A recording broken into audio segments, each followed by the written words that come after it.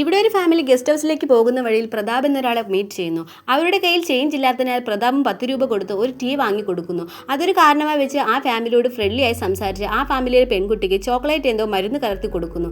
അതിൽ പിന്നെ ആ പെൺകുട്ടി അയാൾ പറഞ്ഞതെല്ലാം കേൾക്കാൻ തുടങ്ങുന്നു. ഓയിലാണെന്ന് പറഞ്ഞ് മാറ്റിവെച്ച ചപ്പാത്തി അയാൾ കഴിക്കാൻ പറഞ്ഞത് ആ കുട്ടി പെട്ടെന്ന് കഴിക്കുന്നു. അത് ആ ഫാമിലി അത്ഭുതത്തോടെ നോക്കുന്നു. അവർ ഹോട്ടൽ വിട്ടു പോകുമ്പോൾ പ്രദീപും അവളുടെ അടുത്ത് വന്നു ഒരു ബിസ്ക്കറ്റ് പാക്കറ്റ് കൊടുത്ത് നീ ഫാം ഹൗസിൽ എത്തിയ ഉടനെ ഇത് കഴിക്കണമെന്ന് പറയുന്നു.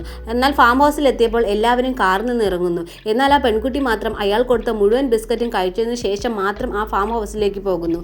കുറച്ചു സമയം കഴിഞ്ഞ് പ്രദീപ് പുറത്തു വന്ന് നിൽക്കുന്നു. താൻ യാദൃശികമായി വന്നതാണെന്നും കാർ ബ്രേക്ക് ഡൗൺ ആയി ഒരു കോൾ ചെയ്തിട്ട് മാത്രം പോകാമെന്നും പറഞ്ഞ് ഗസ്റ്റ് ഹൗസിനുള്ളിലേക്ക് വരുന്നു. പ്രദീപ് വന്നത് പെൺകുട്ടിയുടെ അമ്മയ്ക്ക് തീരെ ഇഷ്ടപ്പെട്ടില്ല. അയാൾ എപ്പോൾ പോകുമെന്ന് ചോദിച്ചുകൊണ്ടേയിരിക്കുന്നു.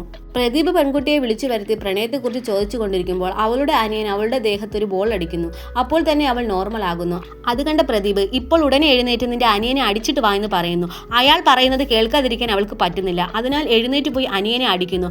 അടിച്ച കാര്യം കഴിക്കുന്ന ഇടയിൽ പറഞ്ഞ് പെൺകുട്ടിയെ വഴക്ക് പറഞ്ഞുകൊണ്ടിരിക്കുമ്പോൾ പ്രദീപ് ഇടയ്ക്ക് കയറി സംസാരിക്കുന്നു. അതുമാത്രമല്ല ആ പെൺകുട്ടിയുടെ പേഴ്സണൽ വിഷയമെല്ലാം എടുത്ത് സംസാരിച്ച് ഉടനെ ലവ് ചെയ്യുന്ന പയ്യനോട് ബ്രേക്കപ്പ് ചെയ്യാൻ പറയുന്നു. അവൾ അടുത്ത സെക്കൻഡ് തന്നെ വിളിച്ച് ബ്രേക്കപ്പ് പറയുന്നു. അത് കാണുന്ന അച്ഛനും അമ്മയ്ക്കും എന്തോ ശരിയല്ലെന്ന് മനസ്സിലാകുന്നു. പ്രദീപിനോട് അവിടെ നിന്ന് പോകുവാൻ പറയുന്നു. അതിന് പ്രദീപ് നിങ്ങളുടെ മകളെയും എൻ്റെ കൂടെ വിട്ടാൽ മാത്രമേ ഞാൻ പോവുകയുള്ളൂ എന്ന് പറയുന്നു. അത് കേട്ട് അവളുടെ അച്ഛൻ അയാളെ അടിക്കാൻ പോകുന്നതും പെൺകുട്ടി വന്ന് തടയുന്നു. അതുമാത്രമല്ലാതെ ആ പെൺകുട്ടിക്ക് ടീ കുടിക്കുന്നത് ഇഷ്ടമല്ലാത്തതിനാൽ അയാളും ആ പാക്കറ്റിലുള്ള ടീ പൗഡർ മൊത്തം കഴിക്കാൻ പറയുന്നു. അവളും അതുപോലെ ചെയ്യുന്നു. അത് കാണുന്ന അച്ഛൻ എന്തിനാണ് അവൻ പറയുന്നതെല്ലാം കേൾക്കുന്നതെന്ന് പറയുന്നു. എനിക്കറിയില്ല അച്ഛൻ, എന്നെ ആരോ കൺട്രോൾ ചെയ്യുന്നു എന്ന് അവൾ പറയുന്നു. അവൾ കഴിച്ച ചോക്ലേറ്റിൽ ബ്ലാക്ക് മാജിക് ചെയ്ത് അവളെ കൺട്രോൾ ചെയ്യുന്നെന്ന് മനസ്സിലാക്കിയ അവളുടെ അച്ഛൻ അയാളുടെ കഴുത്ത് പിടിച്ച് ഞെരിക്കുന്നു. ഉടനെ അയാൾ അവളെ കൺട്രോൾ ചെയ്ത് നിന്റെ അനിയന്റെ തലയിൽ ശക്തമായി അടിക്കാൻ പറയുന്നു. അവളും പറഞ്ഞ പോലെ ചെയ്യുന്നു. അതിനാൽ തന്നെ ആ കുട്ടിപ്പയ്യന്റെ തലയിൽ വലിയ പരിക്കു പറ്റുന്നു.